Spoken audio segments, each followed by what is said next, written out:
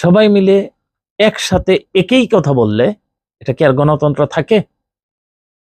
গণতন্ত্র হতে হলে আপনাকে ভিন্ন মত হতে হবে। এখানে ভিন্ন মতটা কোথায়? এক এনসিপি আর এক হচ্ছে গিয়ে জামাত।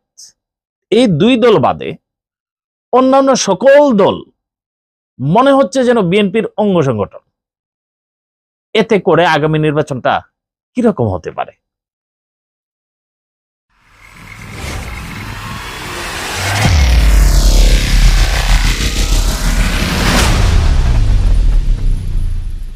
সুপ্রিয় দর্শক, শুভেচ্ছা নেবেন। এখন বলা চলে এক পেশে রাজনীতি এবং অনেকটা সবচেয়ে বড় দল বিএনপি কেন্দ্রিক যে সবার একটা ধ্যান ধারণা চিন্তা ভাবনা সেটাই ঘুরপাক খাচ্ছে। এখানে আমরা সিনারিতে দেখতে পাই দুটি দল যেগুলি ভিন্নভাবে পারফরমেন্স করছে। একটা হচ্ছে এনসিপি আর একটা হচ্ছে গিয়ে জামাতে ইসলাম। তো এনসিপির প্রতি মানুষের যে একটা প্রত্যাশা ছিল অথবা ওভারঅল যে বিপ্লবটা হয়েছে সেই বিপ্লবের যে স্পিরিটটা ধারণ করার কথা ছিল তারা কিন্তু সেটা ধারণ করতে পারেনি। এতে করে এনসিপি অনেকটা কোণাটাসা হয়ে একটা ছোট দলে পরিণত হয়েছে। কিন্তু এটা কিন্তু ছোট দল হওয়ার কথা ছিল না। এই দলের ভিতরের সব দলের মানুষের অংশগ্রহণ বিদ্যমান। কারণ এখানে যারা তরুণ প্রজন্ম আছে, এই তরুণ প্রজন্মের গার্জিয়ান কেউ না কেউ হয়তো বিএনপি করে, নয়তো আওয়ামী লীগ করে, নয়তো বা জামাত করে, নয়তো বা অন্য যে কোনো একটা দল করে।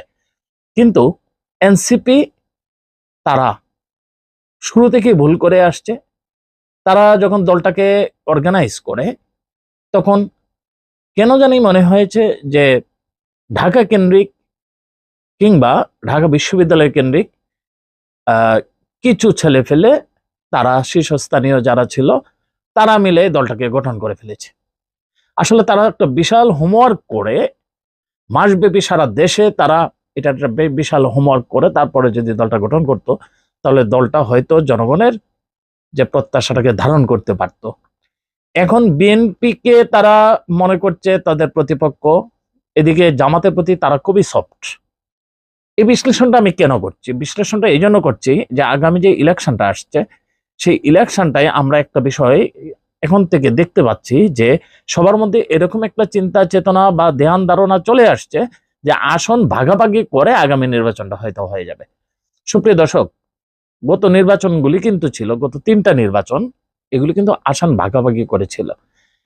আমি মূলত বলার চেষ্টা করছি এটা যে এনসিপি যে দলটা যে প্রত্যাশা নিয়ে জন্ম নিয়েছিল হতে পারতো বিএনপির একটা সত্যিকার অর্থেই একটা অপোজিশন এবং শুরু থেকেই জামাতের চাইতে বেশি।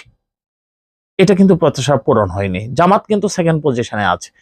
কিন্তু আমি মোটা দাগে একটা বিষয় বলতে পারি, আমি আওয়ামী লীগের প্রতি সহানুভূতি রেখে বলছি না, দেশে যে একটা চেক এন্ড ব্যালেন্স আছে সেই চেক এন্ড ব্যালেন্সটা কিন্তু এখন আর নাই, এক পেশে হয়ে পড়েছে।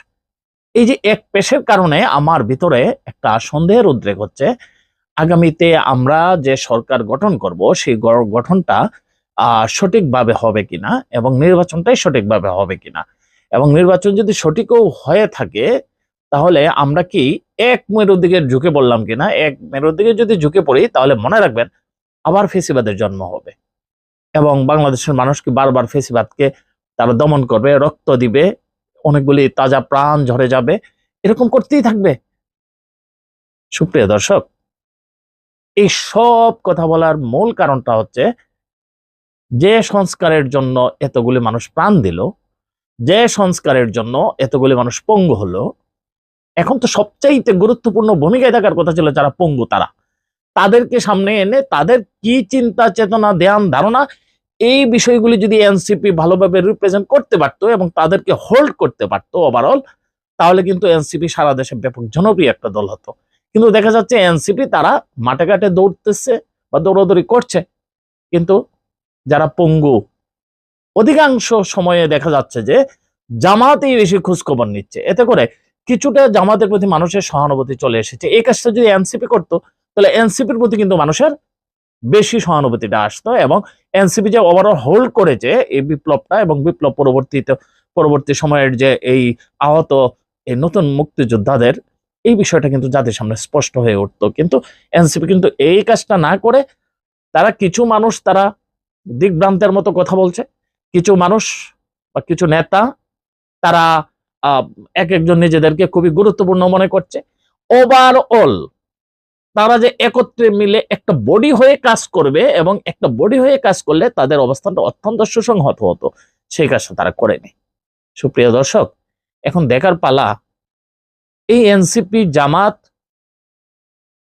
কিংবা বাংলাদেশ জাতীয়তাবাদী দল বিএনপি এর বাহিরেও কি কোনো শক্তি আসতে পারে কিনা, সেটা নিয়ে বিভিন্ন জায়গায় বিভিন্ন রকমের গুঞ্জন রয়েছে। জানি না কে বা কারা আসবে, কিন্তু অবস্থা দৃষ্টি মনে হচ্ছে এরকম কিছু একটা পূর্বাভাস পাওয়া যাচ্ছে। সুপ্রিয় দর্শক, এরকম যদি হয় অথবা জনগণের আশা আকাঙ্ক্ষাকে হোল্ড করতে পারে এরকম কোন দল সত্যিকার অর্থে বাংলাদেশে আসে জনগণের কথা বলার জন্য, এবং জনগণ যদি এটা বুঝতে পারে, তাহলে আমার একটা ধারণা ওই দিকে ঝুঁকে পড়তে পারবে। আর সবচেয়ে একটা সবসময় একটা ওন স্যাটিসফ্যাকশনে থাকা, যেমন আওয়ামী লীগ, তারা মনে করেছে তারা বটগাছ, তাদেরকে ধাক্কা দিয়ে ফেলে দেওয়ার মতো কেউ নাই, এবং তারা কখনোই তারা বিলুপ্ত হবে না, তারা কখনোই এই দেশ থেকে যেতে পারবে না, কারণ তারা লক্ষ লক্ষ কোটি কোটি তাদের কর্মী সমর্থক রয়েছে, তাদেরকে কে ঠেলা দিবে? কিন্তু আপনারা দেখেছেন কালের পরিক্রমায় বিশাল বড় বটগাছও কিন্তু ঝড়ে উপড়ে পড়ে যেতে পারে এবং বিলীন হয়ে যেতে পারে, কেটে এগুলি ডালপালা ছাটাই পাটাই করে এটার আর অস্তিত্ব নাও থাকতে পারে। সুপ্রিয় দর্শক, এখনো যারা এরকম নিজেদেরকে বিশাল মনে করছেন এবং মনে করছেন যে আমরা হচ্ছে গিয়ে সত্যিকার অর্থে এই দেশটাকে আমরাই জ্বালাবো, এমনটা নাও হতে পারে। সুপ্রিয় দর্শক, আগামীর বাংলাদেশ কেমন হবে সে বিষয়টায় আপনারা সবাই কথা বলুন, চলুন আমরাও কথা বলি। ভালো থাকবেন।